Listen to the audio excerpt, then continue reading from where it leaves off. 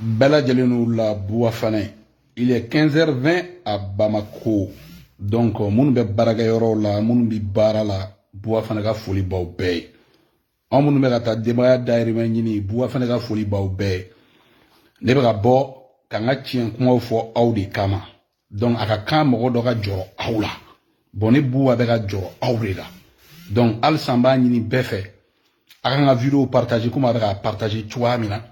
Ni te Bouwa fane la jo, dualité Bouwa fane la jo. Et aba ladje de 2012 à aujourd'hui, vidéo façon humaine ma fo Bouwa fane ma. Kuma humaine ma fo Bouwa fane ma, bo Bouwa fane kola. Alisini Bouwa fane ga ngana ya tore be ga bonya katafe.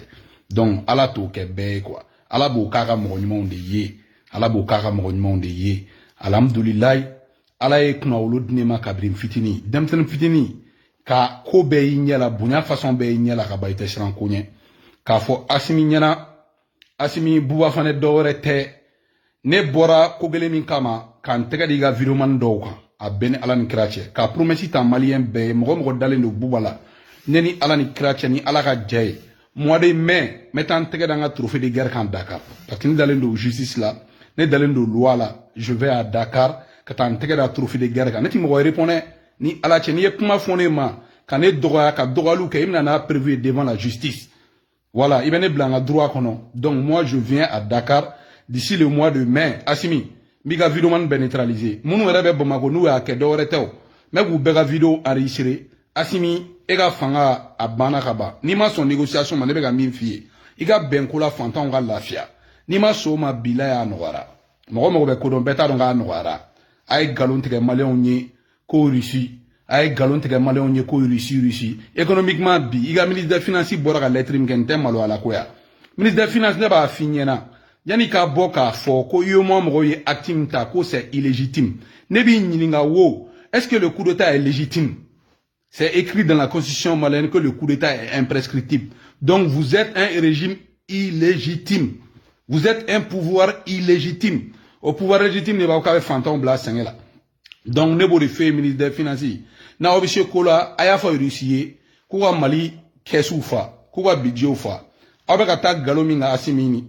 abe ka ta galominka bila mataka dange mani ni befa video nous partager asimi me ka ne la mais asimi no de fie Mali be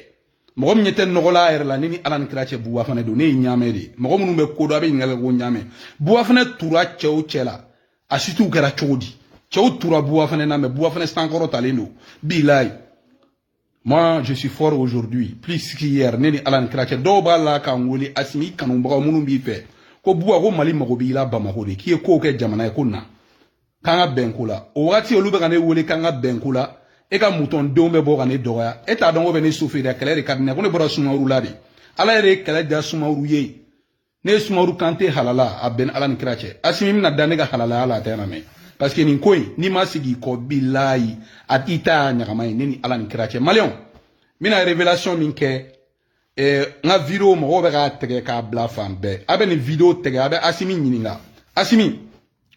ekelento do ka do enfo kungolo la ka malien ga fibre optique toucher no e patriotisme ka fuko ni ko e patriotisme ko de kan fo ka kongo munyu kan bo ka kongo munyu manson be chômage la tchenje frelo be chômage la sima frelo be chômage la karodalaw oluti barala camion bollaw munu be tchenchen transporter oluti barala ni bébé chômage la bi entreprise bade ne be ka ta chômage la asimi donc en fo be sokono en baw be sokono be ka nation fem produit be prix yere la asimi malion asimi nyininga ko asimi nga famille be dugu jumena kaka famille be malla kubina don me malla kubina suivi don me malion fait asimi nyininga yani ka fo ko mgo ka kongoni fen kun ko maliko do ngo wakati ko ka beteme muno ga famille be kenema iga famille be duumina pour raison de sécurité interne au fond malien onye sinon si la frontière tege ga do malla donc kuma dume asimi e ga famille me do malla yana e ka fo ko fanton ko kongo munyu e bi mo ga baraw tieno be balo chogodi nutana ta griwala asimi muna e ta fo ki jeriga salaire ko ni période difficile in kono o re ke malien onye neti contrôler de ambe hermina be boga fo malien onye de ki jeriga salaire ko u ka bedo dumuna les 150 millions ki jera tobe ko u ka bedo dumuna ka ta kla fantan quartier di nyonche asimi iba figa ministre ye ku ka fo ku jeru sara ko 200 000 forfaits de bɛ 200 000 forfaits parce que mɔgɔ dɔw bɛ yen bi u ka baara tiɲɛna i kama fantanw tɛ souffrance mérité Mali la ne bɛ tiɲɛ de fɔ ne bɛ fantanw ka kɛlɛ la mɔgɔ k'u sɔn bɛ ka ja ne b'olu ka kɛlɛ la Asimi taga i k'a f'i ka ministre ye k'u ka 200 000 forfaits dɔrɔn ta wari tɔ a k'a don dumuni na a k'a di fantanw ma donc ne b'o de f'i ye Asimi n'an bɔr'o fɛnɛ kɔnɔ Asimi i ka CNT mɔgɔ minnu bɛ bɔ ka manamana video kɛ ka fantanw lafili mɔgɔw tɛ k'u balo cogo sɔrɔ tuguni dugu gɛlɛyara mɔgɔw bɛ ka kɔngɔ kun fasodenɲumanya kama alors que a bɛ ka nkalon tigɛ mɔgɔw ye Russie ma se ka foyi ɲɛnabɔ embargo ni bi cɛ kɔngɔ bɛna maliyɛnw faga donc Asimi CNT mɔgɔw bɛ ka faveur min bɛ 1 500 000 a f'u ka jɛ a kɔ ko Mali bɛ se ka 150 000 de d'u ma le restant a b'a don balo la a bɛ taa di fantanw ma a b'a don balo la a bɛ taa di fantanw ma sinon a ka famille tɛ Mali la mun a ka famille tɛ Mali la a ka famille la don Mali la a ka famille la don Mali la kɔngɔ subi ko maliyɛn tɔw bɛ ka subi cogoya min na mɔgɔ si tɛ dangaden ye a y'o de kɛ ne t'i fa neni ne t'i ba neni ne bɛ bɔ ni dalilu contre dalilu ye dossier dɔw bɛ n bolo n'a ye n chauffer ka taa fɛ ni Ala cɛ n bɛ bɔ n'a dossier bɛɛ ni révélation in b'o kɛ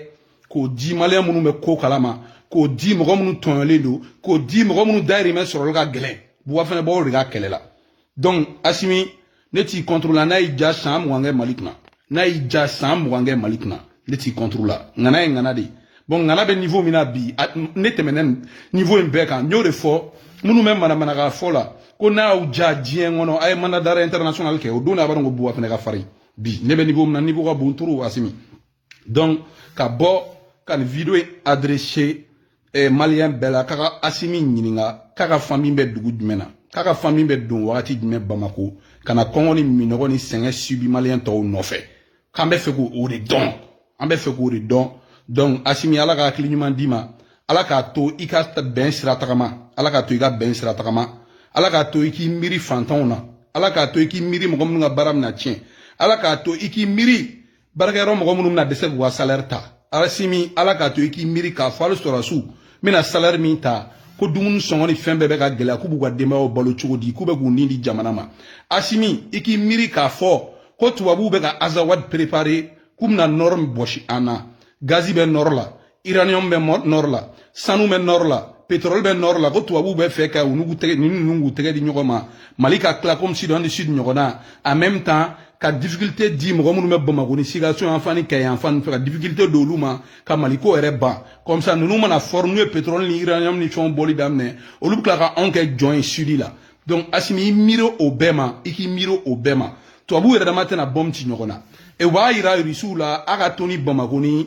côté tɔw ye anw bɛ to ni nord fanfɛla ye richesse in bɛɛ bɛ yen de gazi bɛ yen de uranium bɛ yen de pétrole bɛ yen de sanu bɛ yen de a bɛɛ bɛ yen de donc Asimi i ɲɛ yɛlɛ ne bɛ n ka jamana fɛ dɛ ne tɛ don nkalon na dɛ moi je ne suis pas un passionné donc bɛɛ ka vidéo in partager bɛɛ ni ca a yɛrɛ ye Ala k'a ɲaga d'an ma Buba fɛnɛ la nouvelle puissance la nouvelle bombe atomique la nouvelle bombe H a ma daminɛ yɛrɛ nin y'an ka taga de l'homme perd zéro n t'a dabila yɛrɛ an ka taa dɔrɔn wa vidéo man min bɛ Dakar je lui donne rendez-vous d'ici le mois de mai a bɛ ni Ala cɛ n b'a kɛ trophée de guerre ka yira fadenw na Buba fɛnɛ l'homme perd zéro ne dalen don sariya la merci